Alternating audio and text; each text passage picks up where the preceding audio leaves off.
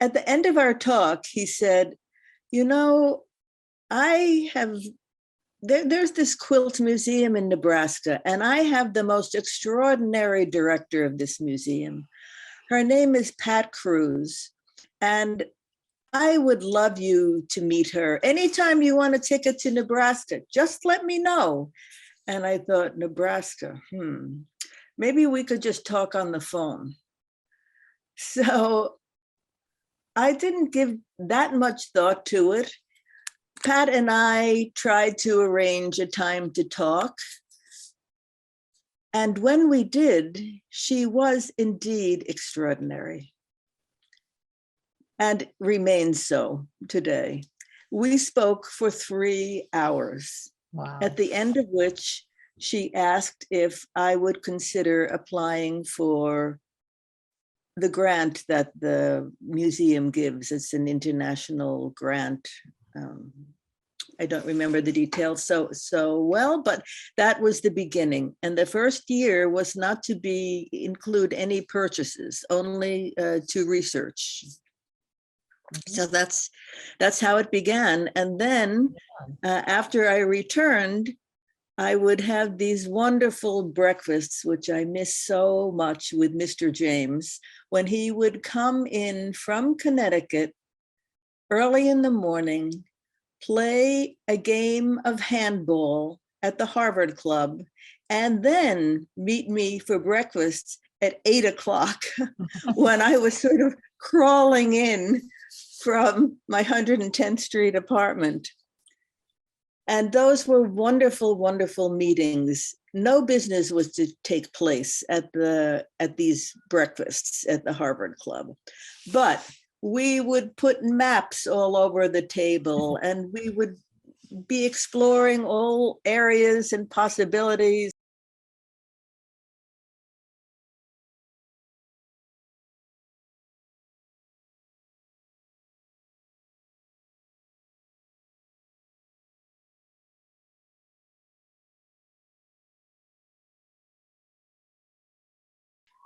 So then he took me to a section of the bazaar that I had never seen, and I think that most people had never seen. Most people look at all the shops on the ground floor, and there are hundreds of them. And then on the next level up, there are workshops. And above that, there's even a third level with more workshops. And so that's where he took me. And this picture to the right is actually looking out the door of a quilt maker's workshop at a part of the bazaar that had been destroyed, I guess, centuries ago. And it looks a little like a war zone. No one ever sees, and it had never been restored. So we can go to the next. That gentleman. So, but this was the man who was the quilt maker in the Grand Bazaar. And these are the traditional quilts that were at one time ubiquitous. You saw them every place. I remember my first trip to Turkey was in the late 60s or early 70s. And I remember seeing these every place. And I wasn't particularly interested in them then. You know, they were satin, they were, you know, not what I was imagining as the folk art of the country, although they certainly are. And they're present actually in all of the former, or they were present in all of the former Ottoman lands. So this is the pattern that he's laying down here, and then he's quilting around that. And here you can see the examples in the background. And they have books of patterns. Then all of a sudden, I see this man's legs appear. And it's another man that worked for him who was sitting upstairs and quilting in this attic section, I guess. And he described what it was like when he came to Istanbul about 25 years ago. He said it was like a boot camp. People came from surrounding areas to learn how to make quilts, at least in this particular area, to make yorgans. And they were fed and they were housed and they learned their craft. And from there, they went on to become journeymen or to open their own shops or whatever. Unfortunately, the old man retired, and he was the last and only yorgan quilt maker in the Grand Bazaar.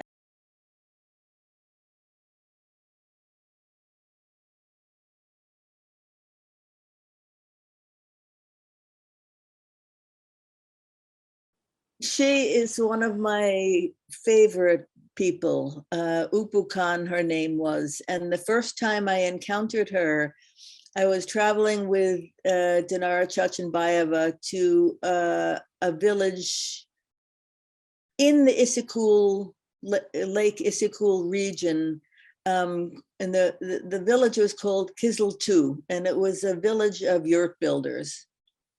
And before we went to the house where we were going to sleep, she said, "Come, I want to show you something." And it was close to midnight.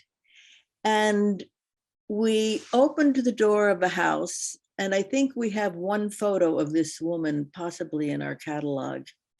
And here was this old woman sitting on the ground, sewing with one light bulb above her head. And I went to visit her then frequently. I mean, whenever I was able to get to that area, I would go to visit her. She had never been out of her village, and so had never seen anything contemporary. And she didn't make felt, but people would give her all of their scraps. And so you can see this piece that she's holding on her lap on the left. She would just combine them in all sorts of unorthodox ways. And she would do patchwork felt. She would do like this large piece on the right, which was of velvets. So I remember asking her, when does she work? What is her schedule? And she said, from the moment I rise until I go to sleep at night. Wow. And that's what she did. She worked. It was her great joy.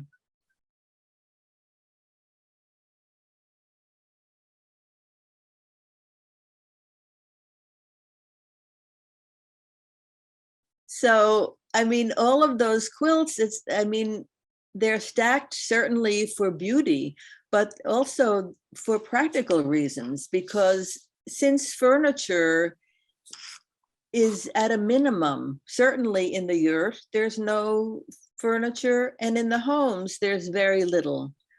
And so when people would come, you would just take down a number of these mattresses, these quilted pieces, and put them on the floor.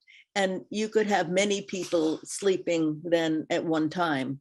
And this is not unsimilar looking to the way this is in a home, but in a yurt, what they do have as you face as you enter and look at the back wall of the yurt, there's often a chest or a series of chests called sunduk. And on top of these are all the quilts and the bedding and the pillows are piled. And it's also in front of this place that the honored guests would sit when people assemble for a meal. And to the left and to the right of these would be where the tushkis, or these large scale embroideries or patchworks, would hang. Right. Well, she looks. And this is also similar to Tajikistan. It's on the border. It's on the border with Tajikistan. So the Tajiks have also a similar looking tradition. I think there's one in our catalog of a Tajik. Well, she looks like the ultimate sort of the epitome of hospitality, the ultimate hostess.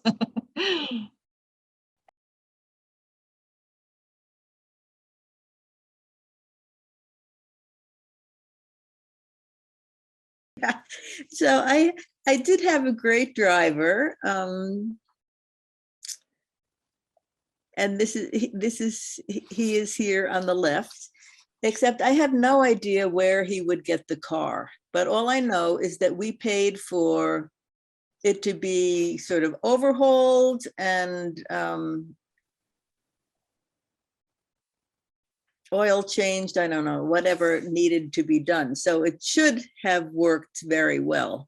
But on both occasions that I drove with him, 2 summers, it was quite adventurous. This one on the left was every time, Tajikistan is areas we were in were quite mountainous. Every time we would be ascending the mountain, the car would overheat.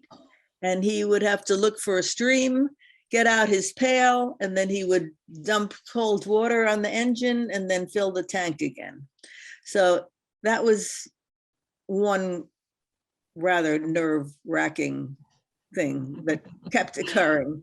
Another one was this beautiful road on the right.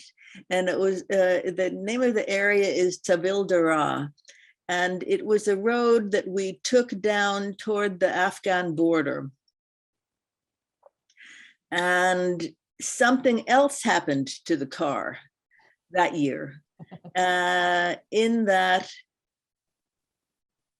he couldn't, I think it kept losing gas. That was it. And so we had to coast down this hill. It was many miles, actually. And then whenever we would come to a flat area, we would just stop and have to wait for another car or a truck to come behind us to give us a push to coast a little further.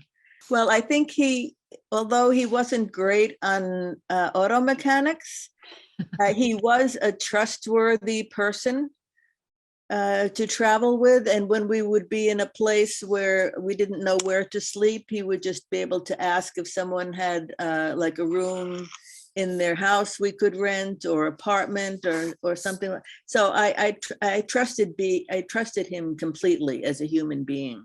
You felt like you were in good hands. Mm-hmm.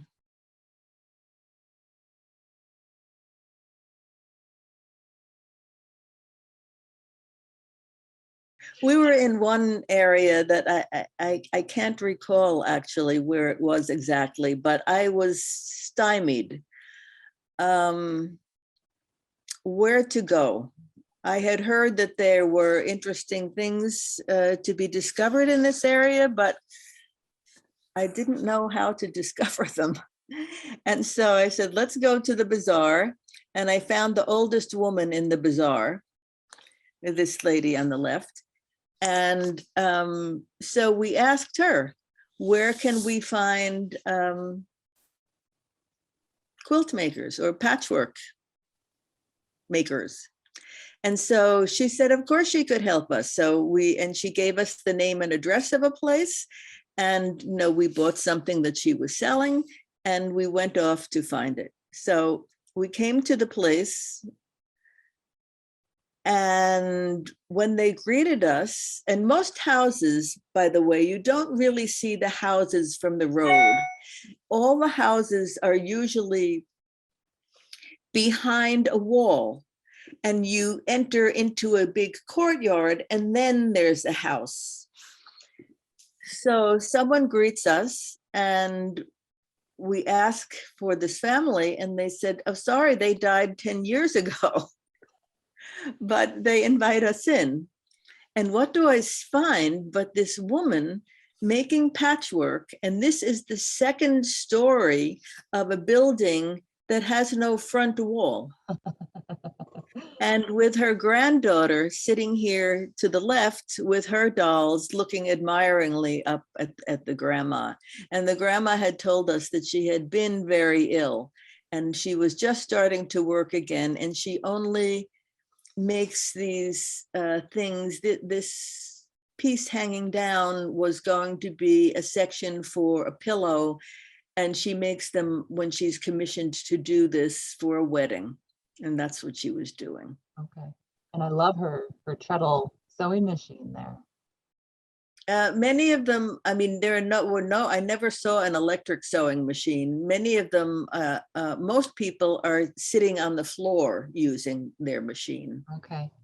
And I have this romantic notion that the little girl who is so admiringly looking at her grandmother, I have this hope that she too is going to learn how to make patchwork. I think you're probably correct. I hope so.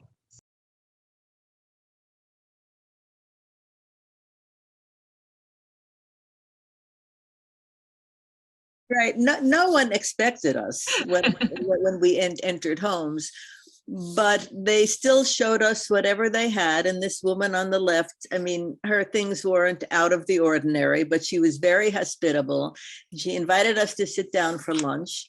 And then out came this amazing, huge bread. I mean, these breads are typical for the region, but they're smaller and they're baked on the walls of a tandoor oven. Right. And this was actually then broken up and put into a yogurt soup. And I was telling Marin before that she was delighted to have us there. And I think there weren't so many visitors. And then when her husband appeared, she looked up at him and she said, "They're my visitors." And he had to turn around and leave. Staking her claim on you.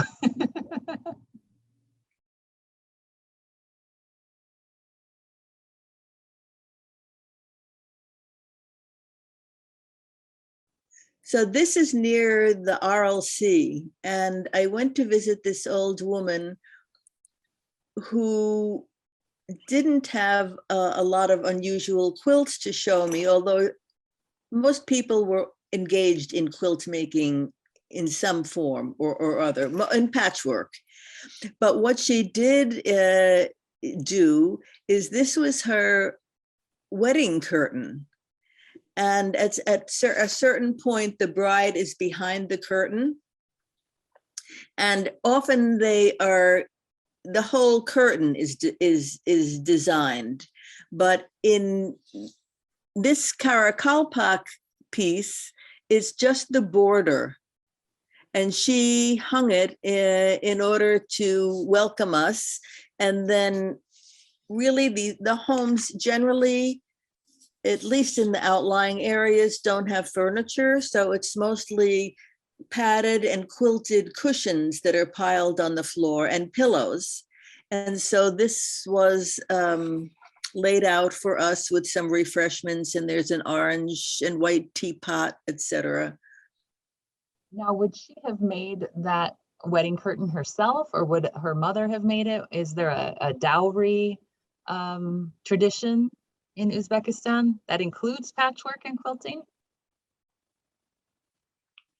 There certainly was that, and I think we include that even in our catalog, that we had found records showing how many pieces, how many quilts, how many Susidi embroideries, etc., would be in a woman's dowry. Mm-hmm. Today, they're mostly bought from the marketplace. Sure.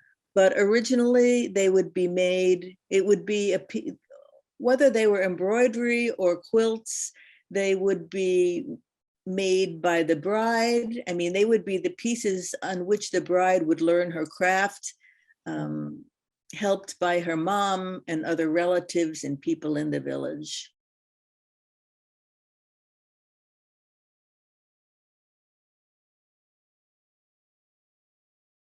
The piece on the left is an old photo. I guess it says 1924 something. And this was a wicker structure over which was stretched or placed a fabric covering, and in which the bride would ride on the way to her husband's home. And sometimes they were very, very ornate. This one is rather simple. And sometimes there were a number of them. Like one would be for the bride, one would be for the bride's family, another would be for the food. I always wanted one, but I could never find one. And so I had a daily, almost daily routine or weekly routine in Ashgabat. I would go to the bowels of the museum into their storage areas and photograph things. And so one day I arrived, and I thought that I had seen everything. And one day I arrived and I see this piece here on the right, which is a newer version of what you're looking at on the left. And it's called a kejebe. And I said, where did this come from? And they said, someone was trying to take it out of the country and they were discovered at the airport. And so it was taken from him and brought to the museum. So I thought, I'll try to photograph it. So I set it up over some garbage can and photographed it. Yeah. Then eventually we did find one.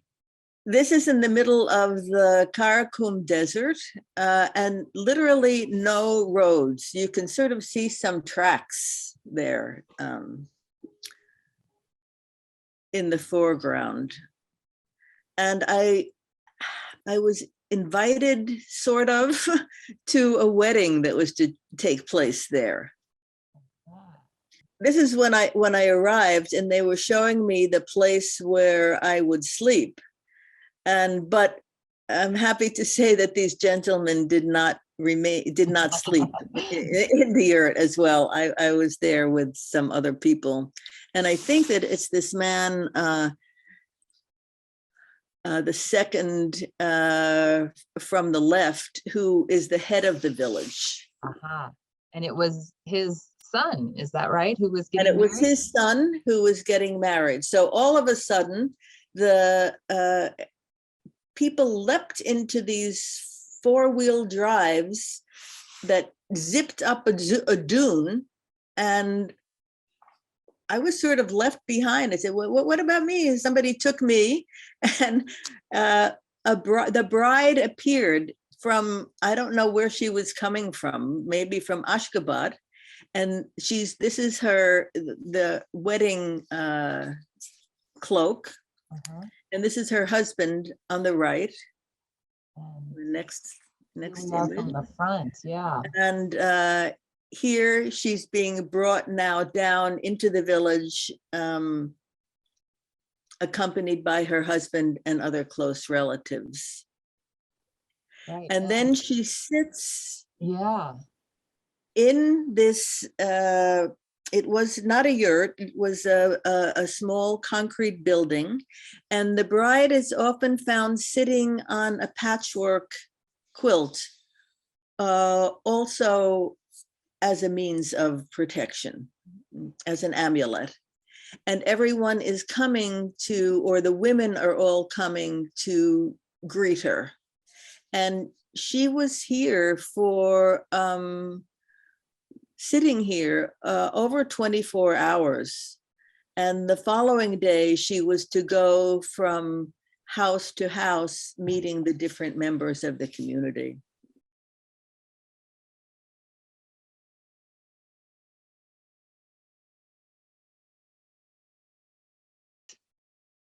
The museum designed this exhibition far beyond my wildest dreams. It was really exquisite. And I think because it was something that was so close to my heart, I thought, how could it measure up to all that I feel?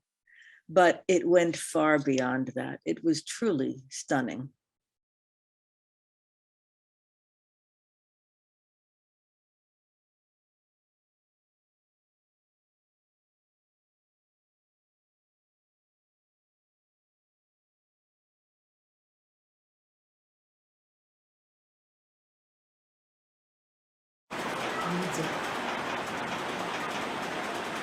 Something just kind of been do embroidery too, or just quilting? ये बच्चे के नहीं लड़की सेवा भी भरत पण करे हाँ भरत ही तू रण नहीं हुई आऊँ करी लड़की तोरण she does embroidery as well. Quilt. Yeah, there she is. So she was, this was the mother of one of the guides that we had. And she had, and it sort of just came up. He said they were, they knew we were looking for quilters, and he was kind of said, oh, well, my mom quilts. Do you want to visit her? So that's how we got even over to visit her. And just as you can see, these are just lovely, lovely people. And they were in the small village, and her husband Primoben's husband had been a teacher of the scheduled class, they call it, for many years. And so that would be the lowest caste in Hindu, the Hindu religion. So they had been there for many years. And so initially, she started making the traditional quilts of the area, which were with, you know, patchwork, squares, blocks, and, you know, just that kind of thing. And then in the 1980s, she decided that she was going to kind of do her own thing. And in that area, you know, everybody knows everybody's business and their work and what they're doing, because it's a village. There's, you know, kind of short walls, and people see into the courtyards. They know what they're eating and who's celebrating, who's visiting, and all that. So, but she started making quilts that were different. And so interestingly, when Martha and I visited, the first one she showed us were all the traditional quilts, and the oldest ones that she had made that were traditional. And then she started pulling out ones that were a little bit different. And Martha and I started getting so excited because we could see that, you know, that she was putting her own thoughts and her artistic sense into it. But she described that that, you know, she had this older pattern, but people started making fun of her when she went to newer patterns. And but we got so excited about her new ones that I think she got confidence and started pulling out her original designs. Oh, and I mean, I was speechless. I was so blown over by her natural artistic abilities and the way she put color and shape together. It was just fantastic. And so I think she decided we liked them. So she pulled them all out, and it was just great. And I think this was perhaps the first time that she had received affirmation about her, the beauty of her quilts and the wonderfulness of her quilts from someone, you know, outside her community. And that's And an her example. husband was so moved that when we left, he had tears running down his face, because I'm sure he had just been hurt as well by the criticism she had gotten from her community over the years. And to hear have two women, foreigners who were coming to collect for a museum, come and want some of his wife's work, I think was just an amazing thing for him.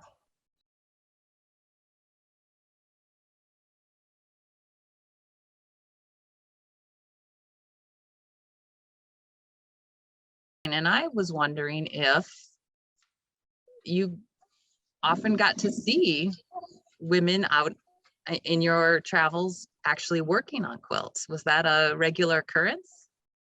It was, and we were very lucky about this quilter whose name is Halabai.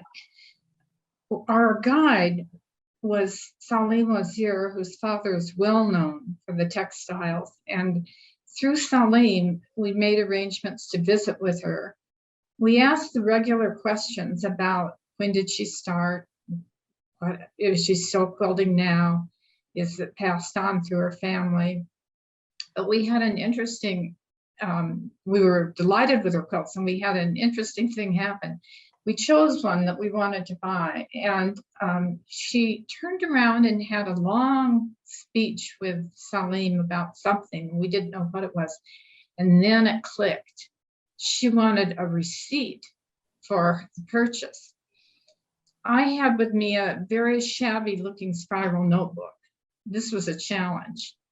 So I stood up and said in my most, with as much authority as I could muster, that this quilt was purchased on this date in Bhuj, Gujarat, from her, and then gave it to her to sign. Whoops, no signature. She didn't have a signature in her skill set. So we did the next best thing.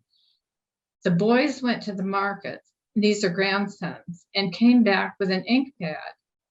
And we did a thumb print showing her finger, her thumb on this piece of paper. And the receipt was left with her. This is her family. You can see there's the finger, the thumb rather, going toward us with the family looking on in an interested way.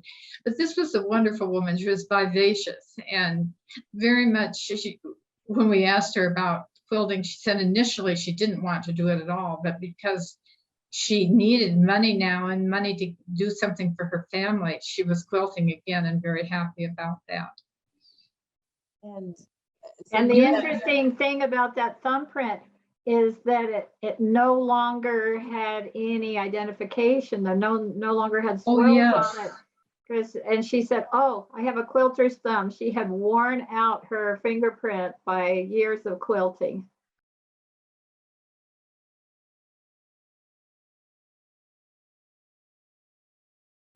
You can see her, she's just prolific. And they were considered very wealthy because oftentimes they measure a household's wealth by the number of quilts. And there were hundreds of them. And so that they were very, very well off. Yeah, her interest really was not selling, but being sure anyone that coming to visit had a quilt. And my word, there were piles of them. Yeah.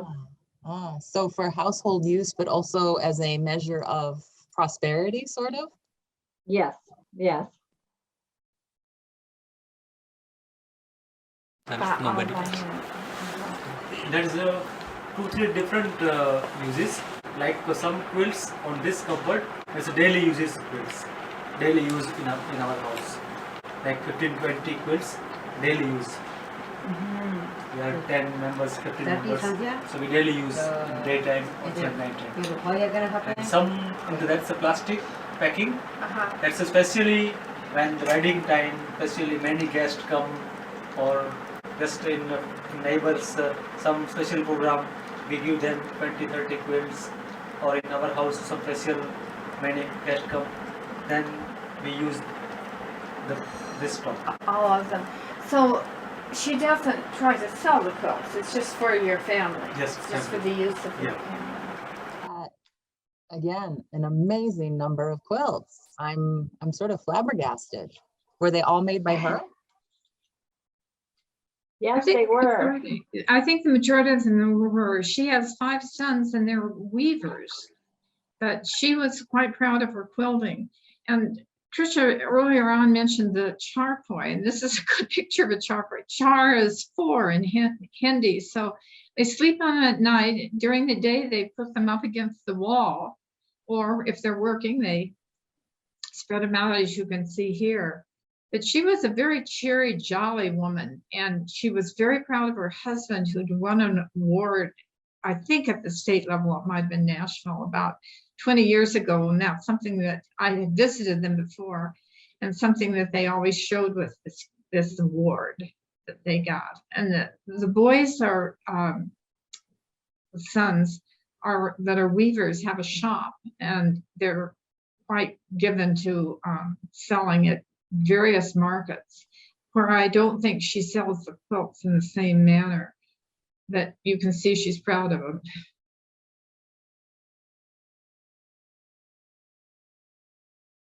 This was in a very different locale from the others, correct? Yes, this was on an island.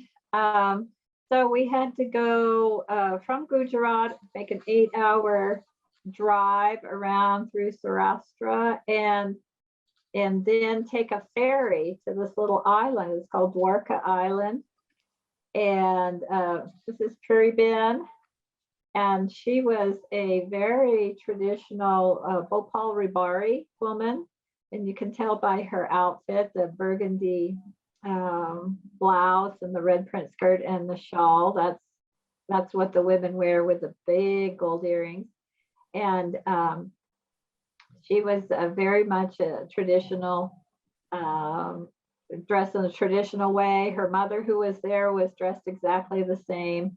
And but she had beautiful eyes, beautiful blue eyes, and so it was just very fun to visit with this whole family. This area had originally been more connected to the mainland. They used to have a ferry that went back and forth, but that stopped a number of years ago. So they've become a little bit more isolated. And I could see that the patterning of what they made on their quilts, it was quite different from what you'd find on the mainland. I didn't see any geometric patchwork. Most all of it was these big happy appliques, and she, as you can see, she makes all these little tiny stitches, and but always with the big applique. And there's very figurative, there's the big birds in it. She said she starts planning these in her head by putting big flowers in each corner, and then works to the middle as she places her design. So that's how she thinks of this, is she starts with sort of the framework around the outside and then fills in. One of the things that's very characteristics of quilts from that area is like the multiple borders, and you find it a little bit on the Pakistan side, but they maybe the separation of years between the two areas, they evolved into somewhat different specialties. But these quilts would have up to 12 tiny borders, like 1-inch borders. And that's part of their charm, is all those little tiny borders. Tiny borders and tiny pieces of mirror. Yeah, and beautiful embroidery in the middle. And you all took an interesting video showing a video that indicates part of the quilt making technique for this woman. Let me show the video quickly. This is the husband. Okay. The husband is a famous weaver of camel girth. And so they still are very much an agrarian society there. And, camels are highly prized. And this girth actually had camels woven into it. So he showed us how he had this, his loom, and how he did these famous camel girths. But what he's showing here is it's a part of the process of his wife's quilt making. And this is actually kind of unusual. Normally on these quilts, the women use small scraps of, very small scraps of fabric, and they layer them together and then they baste them in.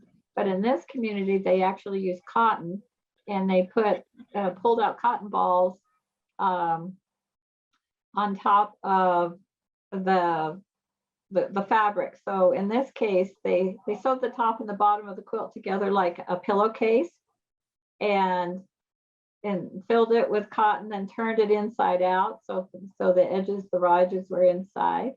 And then he was flattening these to make a flat quilt rather than a big puffy one.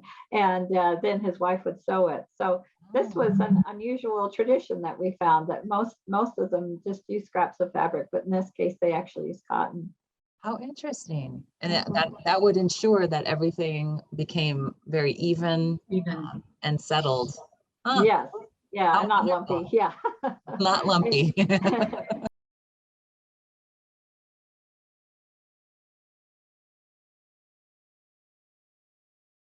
This is our good story. Yeah, this is a very good story, and we'll learn a little bit about how he got started with his story in this video.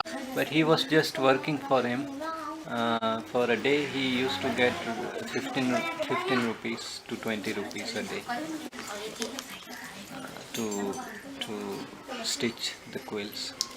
न ये असांखे मतलब कम ते हिकिड़ी हकीकत में कराइणो पवंदो हुई 15-20 रुपया असां हमेशह लॻाते ऐं पाछो असांखे कमु जेको कयो अथनि ई न करे हूं जे पाणखे हींअर 15-20 रुपया ठीकु आहे अॻियां हला करे पाणखे सारा आहे महिनत वारी कई महिनत जा पाण कुदरत फड़ अथनि. So that he doesn't say that it was bad, even though they were just getting 15 to 20 rupees. But they learnt a lot. It was the time when 15 to 20 rupees was something. From that, they used to earn for the family. I just think that's incredible. He learned his skills working for roughly 25 cents a day, making quilts. And Trish, what can you tell us? What did he go on to do after those early years? Well, this is, I think, a wonderful example of just a creative thinking person. He and his brother and family were very poor. And as we know, he worked for just very little money for a tailor. And, but he was always thinking about doing better. And the earthquake hit Gujarat and just was devastating, just devastating. But a lot of foreign aid workers came into the area. And Ramji just kind of kept his mind going. And he noticed that a lot of these aid workers were asking for textiles, but particularly quilts. They love the quilts. And so he said, if they like them that much, and then if I made them, then I could get the money, because, he and his brother had learned how to do it. And so this is really stepping out into a place where quilting had always been women's work. So he was really breaking with huge traditions to try to do a business as a man in this. And so he said he took his little savings and he went out and got a lot of block print quilts, beautiful fabrics from the area to make good quilts. He felt like his first employer wasn't making good quilts. And so he did it, and he said, oh, those first years were bad because he wasted a lot of fabric, but he finally got it going and started making quilts that could be sold. But he was saying that the first, he was having trouble because in his area, they had forgotten a lot of the patterns, the old patterns of the quilt making. And so he had a customer come to visit him in, it was 2004 or 5, and he had a book with patterns in it. And Ramji said, oh, he was just thrilled that he got the patterns and he could see pictures of them and he could use them in his quilts. And it happened to be the book that I wrote about Pakistan quilts. So I was, so later on, I didn't know any of this, but later on, Ramji was invited to the International Folk Art Market in Santa Fe. And I was also there representing Pakistan with quilts from Pakistan. And we met and he said, oh, is it you? Is it really you? And I didn't know the story at that point that he had used my book, but so we started talking and I realized that he had been using the book for the patterns on his quilts. And then he said, oh, I have to tell you, you are a goddess in our village. So that was, that made me very happy that I was a Hindu goddess.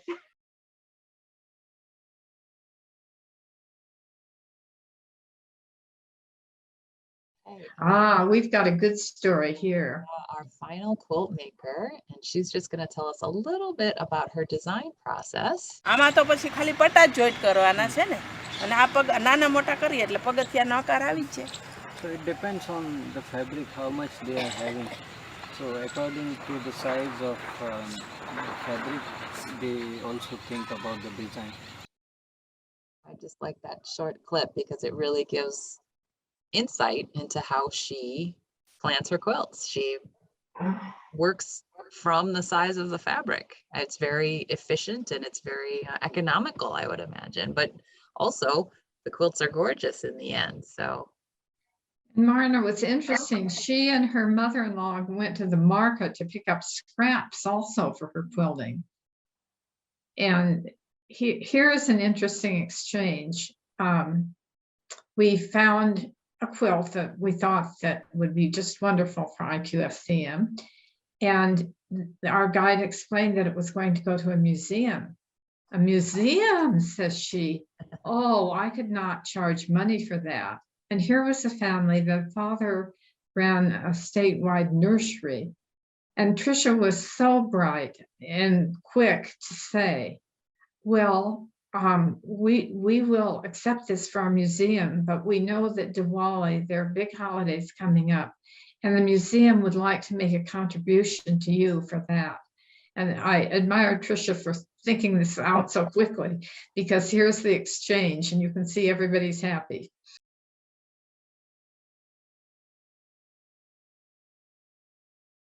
He was very familiar with India. He had traveled there on business, and he gave me many stories of when he was in a taxi, he would ask the taxi drivers, does your mother quilt? Do you have quilts at home?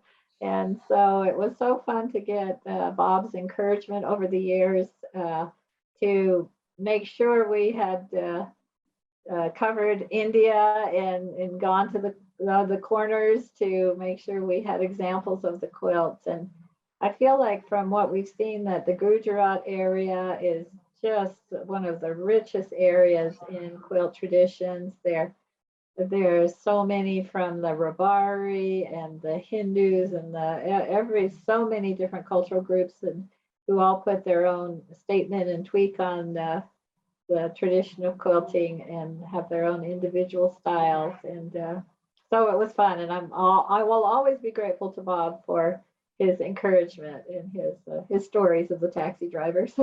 that's right. And I can only ditto that, but just assure him that there are villages in India that know about the Quilt Study Museum. And I think it's pretty special, and they do as well.